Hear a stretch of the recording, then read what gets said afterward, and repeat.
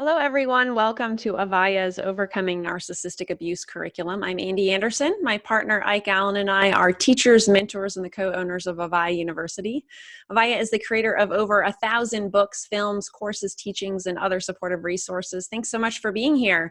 Our fellow teacher, A Romano, is here today, and she is a certified life coach, best-selling author, and YouTube vlogger, specializing in codependency as well as narcissistic abuse recovery. She's also one of the most listened to meditation teachers on the world's largest meditation app called Insight Timer.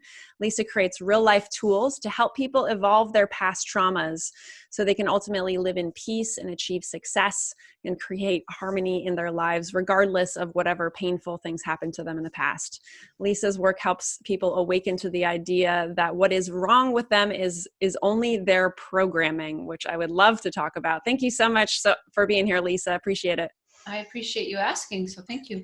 Yeah, absolutely. So because you are a very well-known person in the world of this topic of codependency and narcissistic abuse, I would love it if we just get started just talking a little bit about codependency from the beginning. So like, what are some signs of codependency?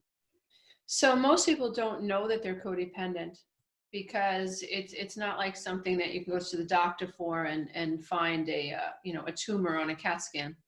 But you feel sick and you feel out of alignment and things just aren't working. You feel depressed, you feel anxious, relationships aren't working out, you don't feel good enough, you are a people pleaser, you have a difficult time saying no, you're tired, run down, sometimes you're highly reactive. You don't know why people are so rude. You don't know why people just can't be nice. So this is all rooted in childhood trauma. The more you felt emotionally neglected, the more you felt rejected, and the more abandoned you feel, the more codependent you will be. So some of the signs of codependency are you don't feel good enough. You have an identity issue. So what really is your calling? What is your purpose? Who are you? What are your values? You know who someone else is. You know what their values are. You know what their beliefs are, but you don't know what yours are. So you have to struggle with an identity issue. And these identity issues then become behavioral issues, because if you don't know who you are, then you're living your life for other people, or trying to be good enough for other people. So you live your life thinking that career is going to make me happy, or getting married is going to make me happy, children will make me happy, doing this thing will make me happy, and it doesn't. And it's because you're chasing this sense of self outside of you. So it becomes a behavioral issue. You're seeking validation outside of yourself. You're people pleasing. Think, oh, if I say yes, then this person will be pleased with me, and then I'll feel enough. If I do enough for this person, then they'll validate me, and then I'll feel enough. So this is constant chasing. If I'm thin enough, if I'm happy enough, if I stuff my feelings enough. And then this becomes a relationship issue because you're not showing up as your authentic self. And you end up growing very irritable and very angry over time and very resentful. So those are some of in a nutshell, that's how codependency will show up in your life. Okay, awesome. Thank you. I relate to so many of those things. The only reason I know this so well is because I've done it so well. I've been it so well. Oh. Yeah. So what about, like you mentioned, some of these things can stem from childhood, emotional trauma, those kinds of the things. So like, what are the other kind of root causes of codependency so people watching right now can get a little better understanding of their codependent tendencies? So, I mean, if you come from a codependent home, so if you watched mom acquiesce to dad or vice versa, and if you had a mom or a dad who didn't have an identity and who thought, I'll be a teacher, or, I'll be a doctor, or I'll be a writer, and these things will make me happy. And you notice that your parents were never happy. If you notice that your parents one was codependent and one was more narcissistic, that's a very dysfunctional home to grow up in, because the codependent is overly obsessed with the narcissist, and the narcissist is overly obsessed with the narcissist. And so the children are observing this dynamic and they're being ignored, right? And so that is a root cause of codependency as well, because your needs are not being met. You feel abandoned, and codependency is rooted in abandonment trauma. And so if I'm unable to bond and attach in a secure way to a caretaker, then I'm not able to securely bond to myself. If my life is traumatic and I'm living in survival, then my brain is wired for survival, not socialization. And so if my brain is wired to feel separate from myself, then the middle of my brain, I'm not wired to the center of my brain which houses this perception of self, right? So neurologically, I'm not wired for socialization. I'm not wired for self-esteem. I'm wired for survival. So I become like this little bird. If you ever notice a bird, they land and they peck and they look up. They peck and they look up. They peck and they look up. They're hypervigilant. Right. They are afraid at any moment. They know that they're prey. They know that they're little. They know that they're vulnerable. They know that they're small. They know that they're powerless in this big world. And so they're constantly looking. And so birds in the wild are not calm creatures. They're constantly afraid of being hurt. So that's what it feels like when you grow up in a home like that. You're constantly looking for either validation, or you're afraid of being rejected. You're afraid of being hurt, marginalized, minimized, and all of those things. And you become an adult that has a brain that's on the lookout for that type of attack moving forward. So you're not really settled. You're always looking. You're always searching. It's always outside of you. So those are some of the causes: sexual trauma, physical abuse, psychological abuse, anything that interrupts your ability to feel safe and trust yourself and live an authentic life. When you're codependent, most often your parents have taught you that it's not safe to be yourself. It's not safe to express yourself. You have to shut up. Just shut up. Right. Your rights, you have no rights. Your emotions are invalid. And so when you teach a child that, and that's their experience, they associate pain with speaking up and pleasure with toning themselves down. And they become an adult with a behavioral issue motivated by subconscious programming that has them, I'm sorry, I thought everything was off. That's okay. So I shut my phone off. No, shut my phone off. Sorry. No worries. Life has to keep going on as we do everything. I thought my phone was off. I really apologize. No problem. So I don't even think I shut it off. But so what ends up happening is it's all subconscious programming. So I have a belief that my words are invalid, or my emotions are invalid. I associate pain with that experience. So subconsciously then I associate pleasure with dissociating and not showing up as myself. And this is all subconscious. That's why I teach my clients, it's not you, it's your programming. You have been subconsciously programmed to believe that it's safer and better for you not to feel or express your feelings. And this is why you acquiesce, you people please, and you fawn, you cling. This is why. Got it.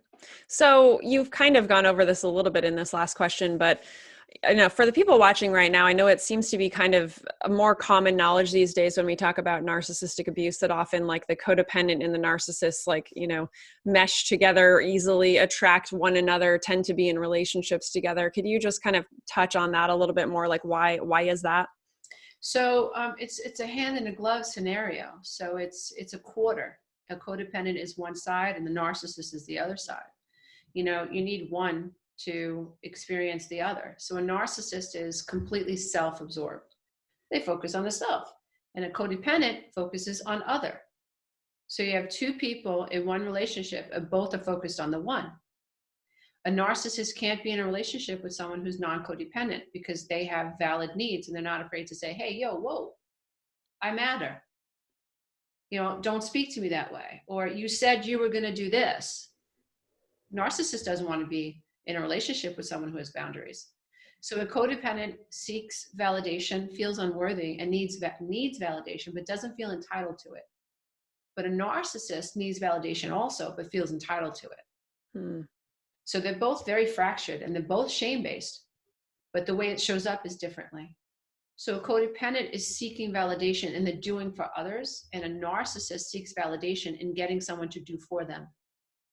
So it's a hand in a glove situation. It's highly, highly toxic, highly, highly dysfunctional. And people live their whole lives, their entire lives inside these relationships without even questioning or realizing what's going on here. And that's why I like to explain codependency in terms of symptoms. Do you feel good enough? Do you acquiesce? Do you say yes when you mean no? No when you mean yes? Do you have a difficult time telling someone that you love how you really feel? Do you tone yourself down all the time? Do you go outside and shovel? Do you rake? Do you do the weed whacker? Do you cook? Do you clean? Do you do all the laundry? Does your partner do absolutely nothing in your life? Are you the one who's responsible for everything, right? Where are you in these situations? Because a lot of people, when they're codependent, it's a way of life for them. It's the way it's always been. They don't know any other way. Or maybe their mother was this way. So they're feeling a certain way and they're not happy, but they never associate them with themselves being codependent. That was my story. I thought codependency was tied to alcoholism, which we don't drink in my family because I came from alcoholics. I refused to have alcohol in the house growing up. So my ex-husband and I was like, he's not an alcoholic. How could I be codependent? And then when I pulled it apart and understood the backstory, I was like, oh my God, like, I don't feel good enough. And I do for him, expecting to be good enough and having him say, oh, you're a good girl, pat me on the back. It never comes. And all I've done is reinforced entitlement. That's all I've done. All I've done is reinforced, you're unworthy. That's all I've done. I expect nothing. I have no needs. That's all I've done. So I actually made it worse. And so that's why I think it's important to explain the symptoms of codependency, because most people won't identify off the bat, oh, I'm a codependent, that's why I have a problem. Talk about the symptoms. Right. Talk about behavior. Talk about relationships. Talk about how people feel about themselves and their identity. Then they begin to understand maybe this is a codependency issue. Mm-hmm. Yeah. So like so many just really interesting things in there. And also that, right, again, people can live their whole lives, like you're saying, in these patterns and not even know, right, what's running in the background, that programming, which is always just kind of jarring to me to get. Here's a question. You mentioned this, I think, like right near the beginning, you said something about how, and this is totally paraphrasing, but like if we don't like recognize our tendencies, like we can become more resentful, more angry, more unhappy. Like why is it that like because time goes on, like we might experience more of those kind of more negative emotions and unhappiness because of it? I think what happens is you get tired. You get tired. You're giving and giving. It's like a bank account, right? So a marriage or a relationship, you should share a bank account. So if I make a deposit, you make a deposit. Right? So if you make a withdrawal, then you should make up that withdrawal. So if you're rude to me, right, you've made a withdrawal, you should apologize and never do it again. So that's putting the money back into the bank accounts. It's an energy exchange, right? So when you're in a dysfunctional relationship and you're the codependent, you're always giving, always giving, always giving, always stuffing. So you're giving and giving. John Bradshaw, I loved his terminology. He said it was your love tank. And it gets to a point where you're scraping the bottom of the barrel, right? And like in my case, it was like after my third child, it was just like the overwhelming responsibilities of a third child and a business. After 12 years, there was nothing left to give. There was literally nothing left to give. My body was breaking down. I had asthma, migraine headaches, you name it. And I was terrified that I was going to die. Terrified because my sister-in-law died and she was only 28. So I knew young women died, that my best friend died. So I knew that young women died. And I felt very strongly in my heart that a lot of it had to do with stress and making bad choices and not feeling like you had a voice. And so what happens, I think, over time is that you're making a bad situation worse. Like I said earlier, I was only reinforcing entitlement. I was only reinforcing step all over me. So you get kicked in the butt for a year, not so bad. 12 years, 11 years, 20 years, you have nothing left but to start barking back. And it's a survival skill because now I'm tired. I don't feel good. I have nothing left to give. I don't have any life skills at that point, none. And so now I'm in survival.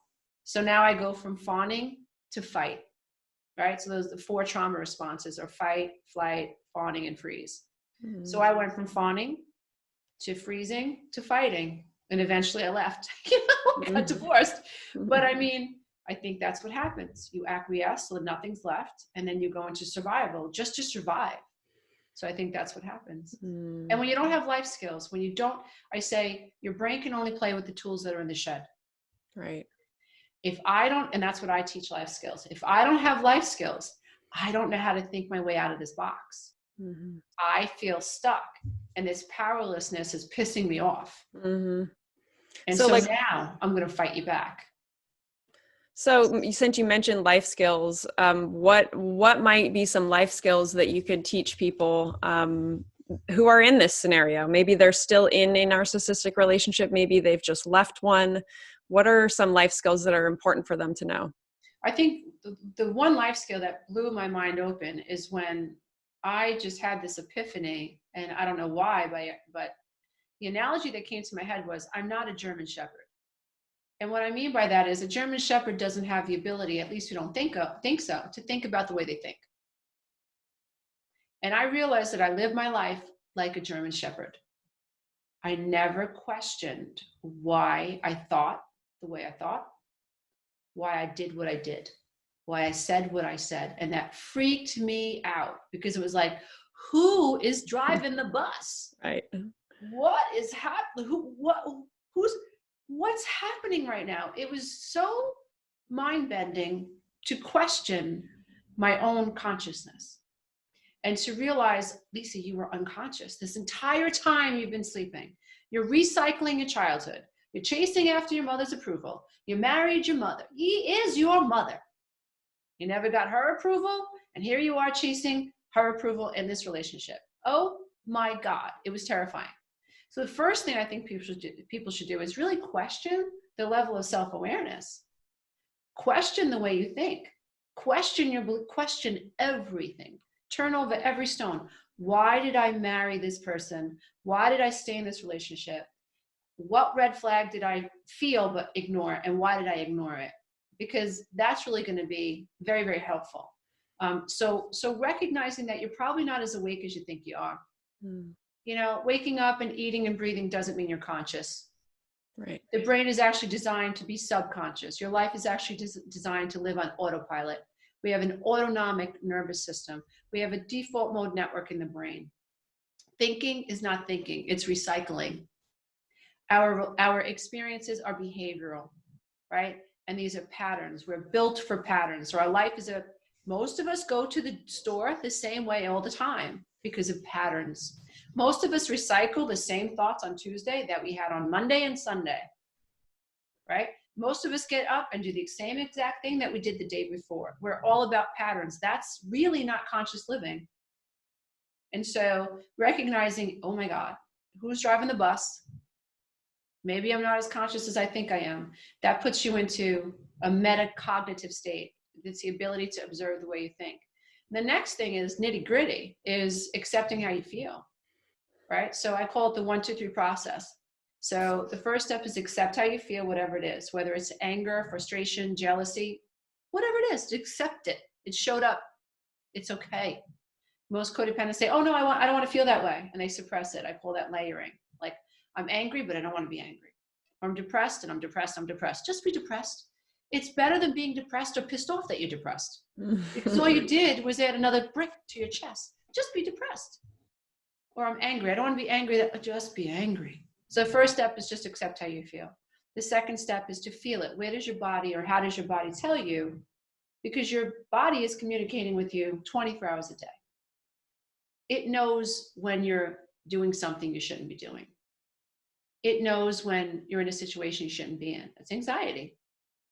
It knows when you're in a situation that's making you afraid. It's fear. It knows when you're in a situation you shouldn't be in. It's powerlessness. So your body's always speaking to you. So how does your body tell you that you're anxious or you're angry? For me, my ears get hot. Don't know why. That's what happens. My ears get hot. When I'm in a trauma trigger, it feels like the top of my head is going to pop off, just explode. I can't breathe. My voice is silenced. I feel incapacitated. It's like I'm 2 years old and I've just walked into oncoming traffic. That's literally how I feel in a trauma trigger. So identify that. The third step is decide what you're going to do, because codependents stay stuck. They don't make decisions. They don't trust their decisions. They wait for approval and permission to make a decision, right? The narcissist, I got to ask the narcissist. I got to ask my mother. I got to ask my father. No, you don't. You're a grown-ass woman or a grown-ass man. You can make a decision. They'll have to deal with it. You have to learn to be uncomfortable that they're uncomfortable and pissed off at you. But you can make a decision. So the third step is make the decision, but you have to ask yourself 3 questions. The first question is, what about the situation can't I control? What about this situation can I control? And ultimately, because you have to know what the goal is, ultimately, how do I want to feel every day? What is the vibration or the emotion or the mental state that I want to be in? For me, it's peace. So now that I know that, right now I'm going through the coronavirus. Someone in my family is probably going to get admitted to the hospital very soon. Another member of our family passed away. What can I control versus what can't I control? I can't control the coronavirus. I can't control people who get sick or the outcome. I can't control what happens once they go to the hospital. What can I control? I can control my communication with them. I can control whether or not I wash my hands, whether or not I do self-isolation or social distancing. I can take care of myself that way. And how do I want to feel? Peaceful. So what's the decision I have to make? I have to literally let go. I have to let go. I have to trust. I have to go with the flow and not resist what's happening. As frightening as it is, I can't control it.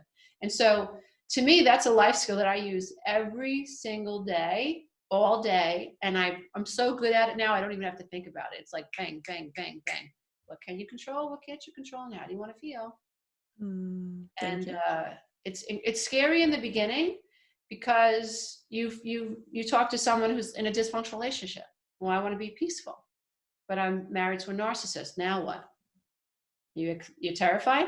Accept it. How do you know you're terrified? Oh, your stomach hurts. Oh, your chest hurts. Oh, you're getting a headache. Okay. That's how you know that you feel the way you feel. Third step. What are you going to do about it? What can you control? You can't control you married her or him. It's done. You can't control their reactivity, right? What can you control? You can control a boundary. You can control whether or not you stand there and get yelled at. You can control whether or not you move forward with an attorney. You can control whether or not you get to a safe place. You can control whether or not you split the money. You know, there are so many things that you can control. You can control whether or not you get a support system, you know, and how do you want to feel? In peace. Okay, so what decision do you have to make in order to move in that direction? Is it get an attorney? You know, go and find a safe place to live for a while? Tell this person what you want, move out? I mean, what is the decision that you have to make? So, like I said, if you practice it enough, it becomes automatic because your brain is automatic, and you have to become the ultimate programmer of your subconscious mind, because you didn't program your mind, your mother and father did. Society did, your culture did, your religion did. So that annoys me. I don't like the idea that there's any aspect of my subconscious mind that I didn't have a conscious and deliberate aspect in programming. So. Got it. Thank you. Thank you for sharing all of that, and also what you're going through personally, and how, right, the lessons that we can all take from this very uncontrolled time in society right now. Yeah, but I think control is also an illusion. You know, we have this idea that we're in control. No, you're not. No, you're not. No, you're not. No, you're not. You're not in control, you know. You know, I think a lot more of us, I think we're in control. You know, I think codependency is about control. If I do this thing, he won't get angry. If I do this thing, she won't get angry. So we're always looking for ways to, we people please in an attempt to keep the other person not angry, but that is our issue with control. Right. Because if we accepted how we felt, which was unhappy, we release control. Now I can't control this angry person. No, and it was never your job to do it. Anyway, it was your job to ask yourself, how do I feel? And is this working for me or not? Regardless of how this person responds, what can I do to live a more authentic life? That's where your freedom is. So the only thing that we can control is what happens between our ears. That's it. You can't control anything else. So what about for people who have maybe they've had a string of unhealthy relationships, they're codependent, their partners have been narcissistic. How do they not repeat that cycle once again? I think, like I said earlier, it's a process. So you were programmed to become codependent. You have years of neurological associations tied to being afraid to upset someone. You may have been psychologically abused, which means that you don't trust your reality. When you suffer from psychological abuse and you're dealing with a narcissist you have been lied to pathologically, you don't know what to trust, you know. And so it takes time to rebuild your trust in self. And so you have to gain knowledge. You have to know what this narcissism thing is.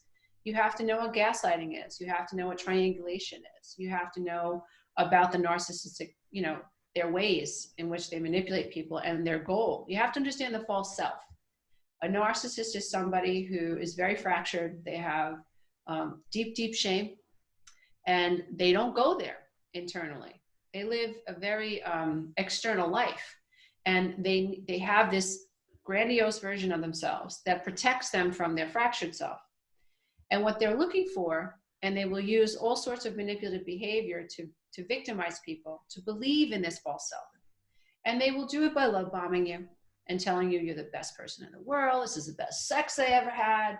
No one ever understood me like you. It's me and you forever. And you fall for it because you're a abandoned codependent, and this feels good and it's addictive. And now suddenly within a few weeks, you're holding up a mirror to this narcissist that reflects back, I think you're awesome. Now, it's your job now to hold that mirror up for the rest of your life with this narcissist. But then the mask slips about 8, 9 months, 10 months, a year, it starts to slip. And you don't want to hold that mirror up anymore. If you're in a relationship for a really long time, you have to understand that you've been playing this game of not seeing the truth, not accepting how you feel. So it's definitely going to be a process. So knowledge is power. And then it's really about going into some type of codependency recovery. You know, that's what I do. You know, I could very easily sell my program. It's a 12-week class, evergreen it, just let people purchase it, but I don't.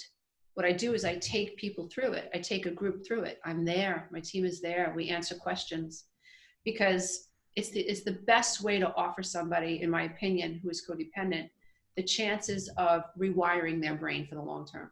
Mm-hmm. Because this is about a neurological journey. It's about learning to sit in your pain and not dissociating. And so it's a process. Learn about narcissism, learn about codependency, and get yourself some life skills. Mm-hmm. And be patient and put everything into practice. You're not going to watch a YouTube video and get recovered. You're not going to watch a summit and get recovered. That's not going to happen. You might have a few aha moments, but it's sort of like, you know, me going to school to be a doctor and never entering the operating room. Right. You know, if I don't put my skills to the test, I'm never really going to be a doctor. If I don't take codependent recovery tools and put it to the test inside relationship dynamics, I'm never going to conquer it. Right. And so it's a warrior's path, because to be codependent, you've got to awaken, you've got to spiritually awaken, you've got to awaken to your own false self, your own shadows, your own dysfunction, and your own pain. And that ain't easy. Because you have to change. You know, you think, oh, he's a narcissist, and you're a codependent. Mm-hmm. And you're going to attract another narcissist unless you change.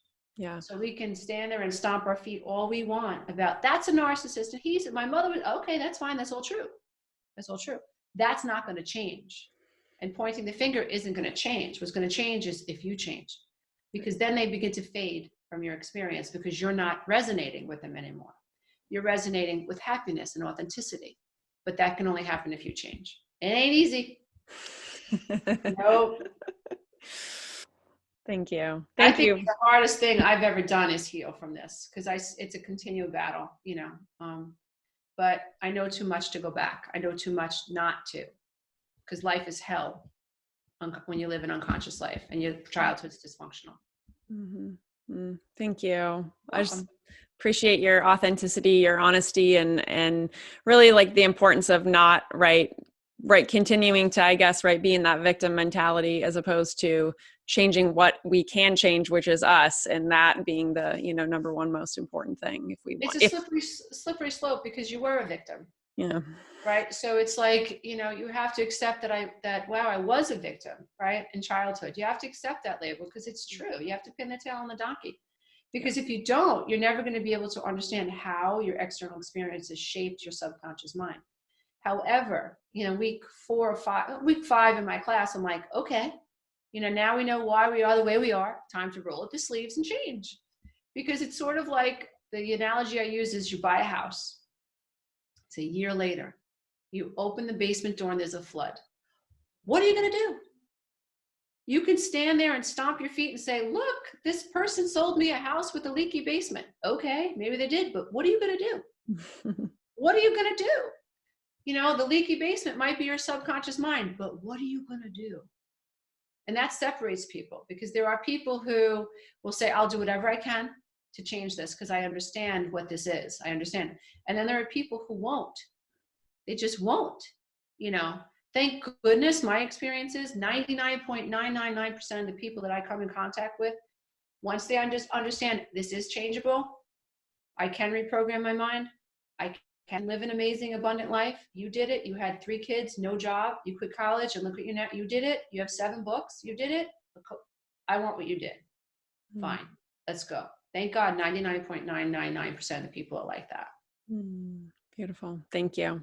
You're welcome. So I want to make sure you have a chance to talk about ways that people can work with you. I know you have a free ebook. There's a link below, a button below that everyone can click on. So could you tell us about that? Sure. So it's, I believe that the mind is all about programming and patterns. And so, and I don't believe that I do believe the mind can change once the mind understands what's wrong. So once consciousness has been interjected into the mind, like, okay, there's a conscious moment, and the mind, you're able to see what was wrong. The mind can change, because the mind doesn't enjoy pain. It wants pleasure. And so the Love and the Self-Affirmation book that I offered you will really help people understand what's wrong. So it's an affirmation about, wow, this happened. This negative thing happened in my childhood, and this is the way I need to think about it today. And these are the thoughts that I can think today to help me deprogram and reprogram my mind. So that's the gift that I'm offering your audience. Awesome. Thank you. I appreciate that. And again, everyone, there's a button below. You can just click through and head over to Lisa's site to grab that. Are there any last insights? Anything else that you feel like we've left out before we wrap up, Lisa? Oh, I could talk about this forever. But I think it's, you know, if you feel invisible, if you feel not good enough, if you believe that one day you're going to be happy, you know, that the golden ticket's going to arrive, you know, you have to understand that is a very dysfunctional way to live your life, and you're giving your power to something outside of you. You know, whether it's a wedding or it's a relationship or it's a job or a career, you know, whether it's likes on Facebook or Instagram followers or a certain amount of money in the bank, that's putting your personal power outside of you. At the end of the day, it's meaningless. It's absolutely meaningless. What matters most is how you feel about yourself and living an authentic life. And if you're codependent, you're not living an authentic life. You want to get to a point where it doesn't matter who likes you, who doesn't like you. What matters is that you like you. And learning to love yourself and heal the inner child that's been wounded will help you do that. And so it's very important that you stop giving your personal power away to anything outside, especially in this day and age of social media. No doubt. Don't give your power. Don't put anything on social media because you want someone to like it. That's giving your power away. Because if the person doesn't like it, how do you feel? Not good enough. Not good enough. So it just reinforces the not good enough cycle. So if you want to share something on social media, do so because you feel that it has value and it might add to someone else's life. That will return to you 1,000 times. Love it. Good note to end on. Good life skill to have in our age of social media. Oh, yeah. Awesome. Because it's addictive. They want you addicted. They want you posting, right? The more you post, the more they know about you. The more they know about what your likes are, the more they can advertise you and target you. Try not to get caught up in that. Yeah. Yeah, I'm annoyed by anything that tries to control me. I don't like that. Awesome. Thank you, Lisa. I really appreciate this. You're amazing. And I really just appreciate your work. Your, again, authenticity, honesty, vulnerability, everything. So appreciate you saying yes to this. Yeah, sure. I appreciate it. Absolutely. And everyone who's watching or listening right now, thank you so much for tuning in, for showing up for yourself. And we'll see you again real soon. Take care. Yep. Bye now.